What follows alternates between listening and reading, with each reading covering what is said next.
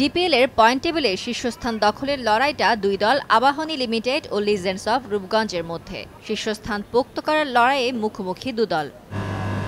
মিরপুরে 10ম রাউন্ডের ম্যাচে টস জিতে আবাহনীকে ব্যাটিংয়ে পাঠায় রূপগঞ্জ। মাশরাফি সাব্বিরদের শুরুটা এদিন একেবারেই বাজে হয়। রূপগঞ্জ বোলারদের দাপটে দলীয় 29 রানে তারা হারায় টপ অর্ডারের 5 ব্যাটসম্যানকে। বর্তমান চ্যাম্পিয়নদের চোখ রাঙানি দেয় ডিপিএলে সর্বনিম্ন রানে অল আউট হওয়ার লজ্জা।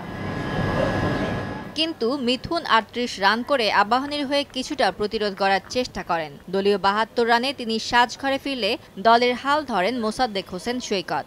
কিন্তু তার অপরাজিত 40 রান ছাড়া বাকিরা কেউই বলার মতো স্কোর করতে পারেননি।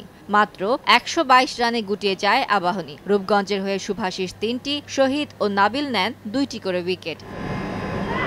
জবাবে দুই ওপেনার নাইম ও মারুফ মিলে রূপগঞ্জের হয়ে গড়েন 62 রানের জুটি। নাইম 22 রান করে ফিরে গেলেও মুমিনুলকে নিয়ে রানের চাকা সচল রাখেন মারুফ।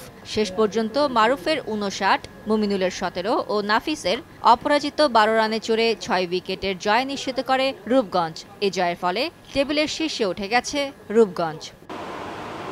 এদিকে সাভারে টস হেরে শেখ জামালের বিপক্ষে ব্যাটিংয়ে নেমে শুরুটা ভালো না করলেও পরে দেখে শুনে ব্যাট করে বিকেএসপি। তবে দলীয় স্কোরে 50 রান তুলতেই আমিনুল ও রাতুলকে হারায় তারা। আমিনুল 29 ও 14 রান করেন রাতুল। এরপর 43 রান করেন আকবর আলী। শেষ পর্যন্ত শেখ জামালের বোলারদের দাপটে 161 রানে থামতে হয় বিকেএসপিকে। জবাবে শেখ জামালের সূচনাটাও ভালো হয়নি। দলীয় 43 রানে ফারদিন ও ইমতিয়াজকে হারায় তারা। এরপর ইলিয়াস, সানি ও মজুমদার মিলে এগিয়ে নেন শেখ জামালকে।